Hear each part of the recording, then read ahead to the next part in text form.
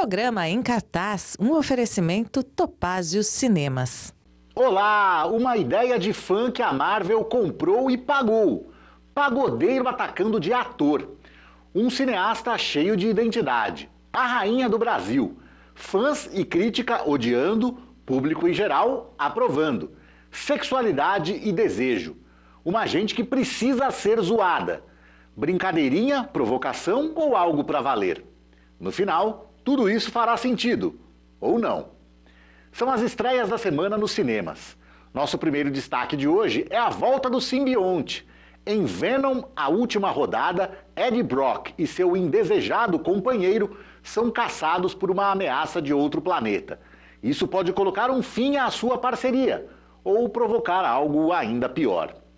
A estreia do Venom nas histórias em quadrinhos nem foi há tanto tempo assim, comparado com personagens que existem desde os anos 30. Mas ainda eram tempos bem mais simples que os de hoje em dia.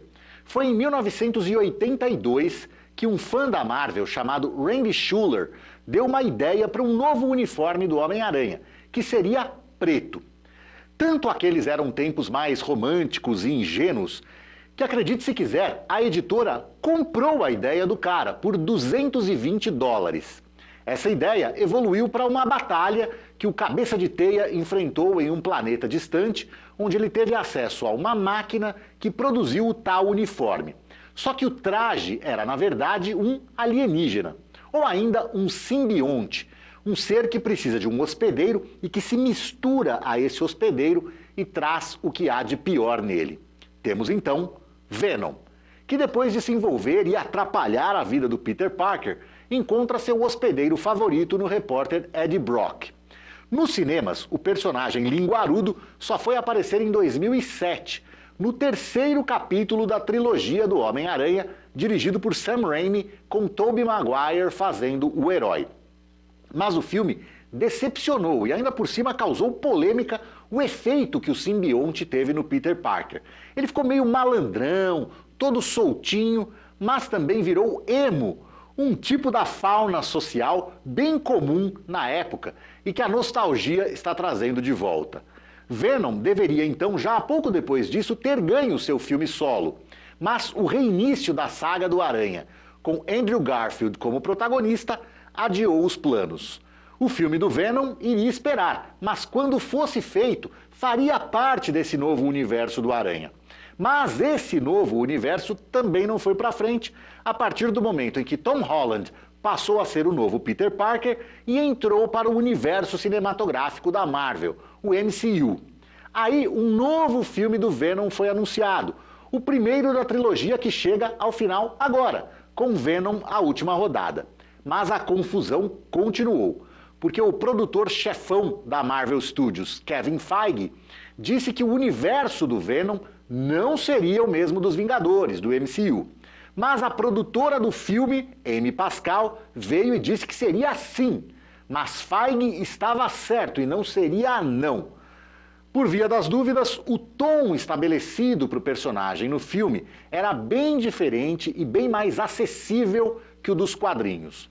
No papel, o Venom era mais sério, sombrio, trazia elementos de terror até.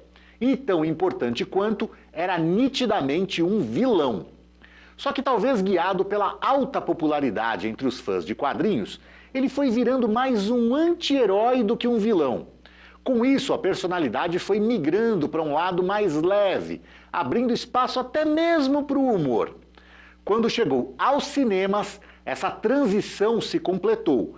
E tanto quanto fantasia e ação ou aventura, a trilogia do Venom pode ser categorizada também no gênero comédia.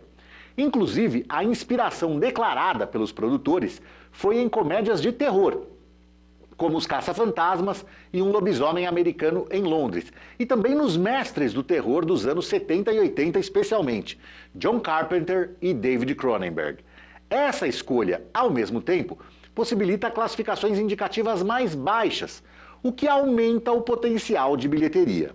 Coincidentemente, o primeiro filme, Venom, de 2018, e o segundo, Venom, Tempo de Carnificina, de 2021, ficaram em 7º lugar no ranking de bilheteria mundial de seus respectivos anos de lançamento.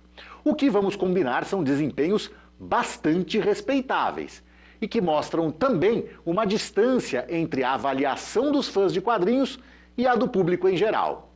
Talvez por causa da mudança de tom do personagem, os fãs de gibis não são muito chegados nos filmes. A crítica especializada também não. Mas o público curtiu. Eu sei que eu curti.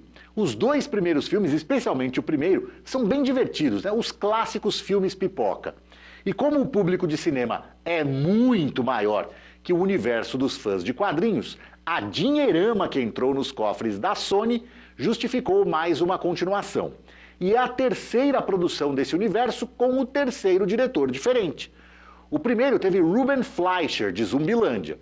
O segundo foi comandado por Andy Serkis, que é muito mais conhecido por seus trabalhos como ator, principalmente em filmes onde ele trabalhou com a captura de movimentos. O mais famoso e importante deles é certamente o Gollum de O Senhor dos Anéis. Para esse terceiro foi escalada Kelly Marcel, co-roteirista dos dois primeiros. Aliás, ela escreve também o terceiro em parceria com o astro humano do filme, Tom Hardy, a mesma dobradinha da parte 2. A promessa agora é de fechamento de arco.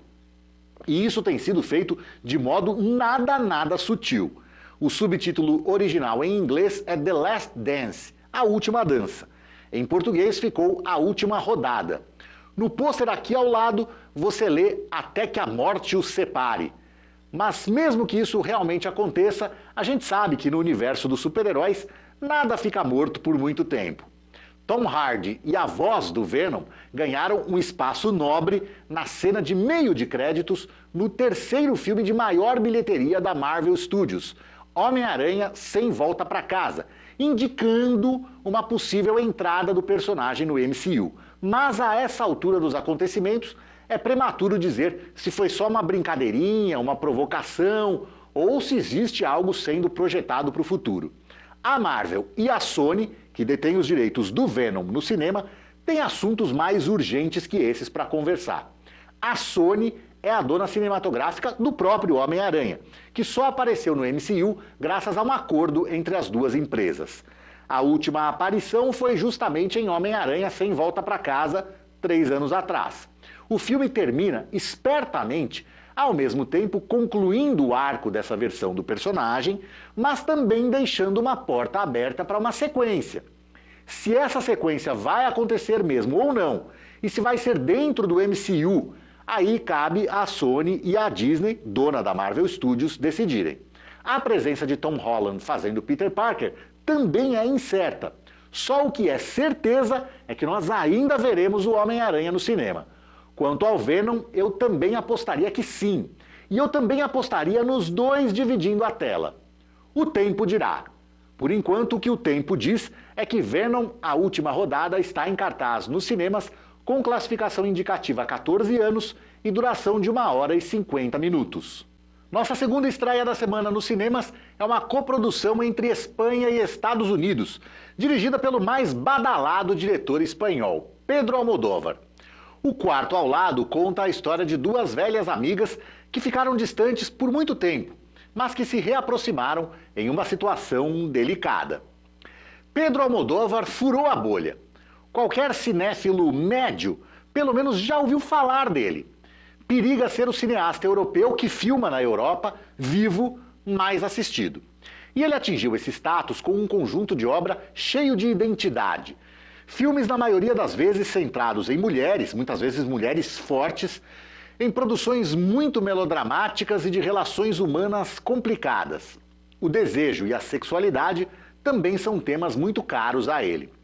Filmando desde os anos 70, em projetos que ele escreve e dirige, foi aos poucos cercando o sucesso internacional, em filmes como Maus Hábitos, Matador e A Lei do Desejo, até finalmente conquistar reconhecimento mundial como excelente Mulheres à Beira de um Ataque de Nervos, o meu filme preferido dele, que até foi indicado ao Oscar de Melhor Filme Estrangeiro, que é a categoria que hoje se chama Melhor Filme Internacional. Outros 2 filmes dele disputariam o prêmio: Dor e Glória, de 2019, e Tudo Sobre Minha Mãe, de 1999, que ganhou esse Oscar.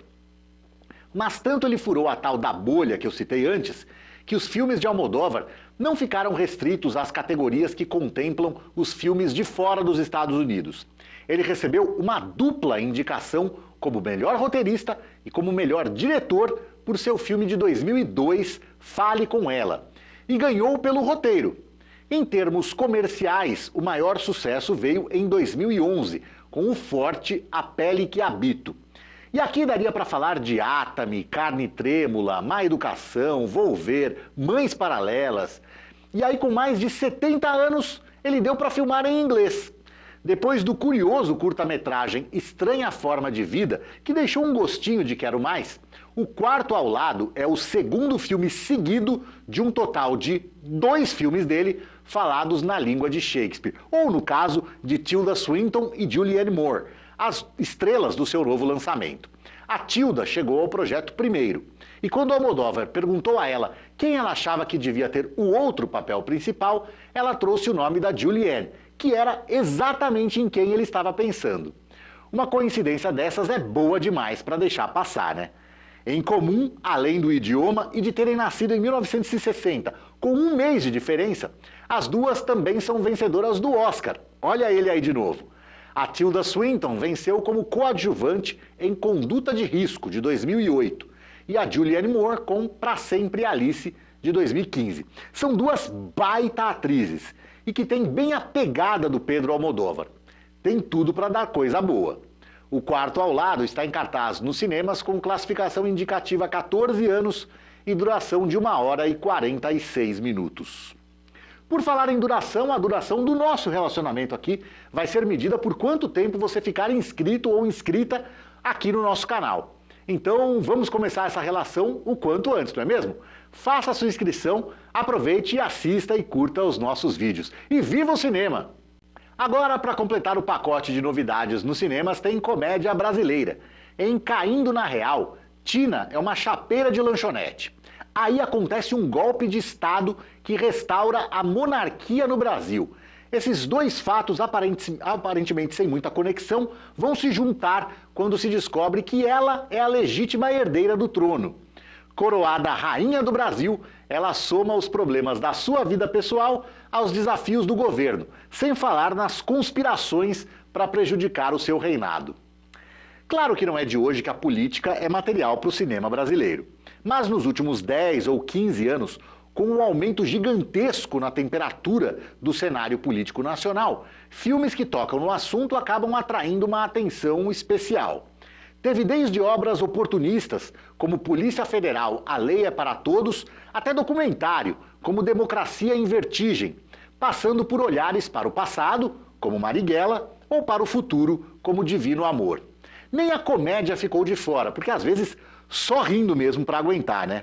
Um dos principais exemplares nesse caso é O Candidato Honesto, com Leandro Hassum. Aliás, um dos principais, não, 2 dos principais, né? Porque fizeram 2. E sorte nossa que não fizeram mais. Bom, essa história de uma pessoa comum que descobre que é herdeira de um trono já foi contada algumas vezes no cinema americano. E os exemplos que me vêm à mente são Rei por Acaso, com o John Goodman, e os 2 Diário da Princesa, com a Anne Hathaway. Claro que a graça é extraída principalmente do contraste, né, dessa pessoa comum, despachada, esculachada, que da noite para o dia precisa adquirir hábitos da realeza. É um ótimo ponto de partida cômico. Só que um filme brasileiro, imaginando uma rainha brasileira, leva vantagem sobre os filmes que eu citei antes, que levam os protagonistas, respectivamente, para a Inglaterra e para um país europeu fictício. A vantagem, no caso, é que imaginar o Brasil como monarquia é ainda mais absurdo. E ainda ganha um toque especial de comédia, porque acredite se quiser, ainda hoje, em pleno 2024, tem gente que defende a sério, a volta da monarquia ao Brasil. Realmente, né? Era tudo de que a gente precisava. Mais gente com privilégios em um país tão desigual quanto o Brasil. Pior que gente desse tipo, com discurso de extrema-direita também, se elegeu deputado no Brasil. Tirar um sarro dessas pessoas e do que elas acreditam e defendem é uma necessidade urgente. E a ótima atriz de comédia Evelyn Castro, da turma do Porta dos Fundos, tem gabarito para fazer parte de um projeto desses. Aqui, ela ganha a inusitada companhia, entre outros, do Pagodeiro Belo. Fica a curiosidade para ver se ele leva jeito como ator. Eu destaco também Maurício Manfrini, o Paulinho Gogó. Esse cara também é bom, viu? Ele sabe fazer rir. A direção é de André Pellens, que comandou 8 temporadas de Detetives do Prédio azul, além do longa-metragem baseado nessa série. Mas que tem como principal crédito a direção do primeiro Minha Mãe é uma Peça, 23º filme brasileiro mais visto nos cinemas em todos os tempos, o 7º dos últimos 11 anos. Caindo na Real está em cartaz nos cinemas com classificação indicativa 10 anos e duração de 1h30. Tchau!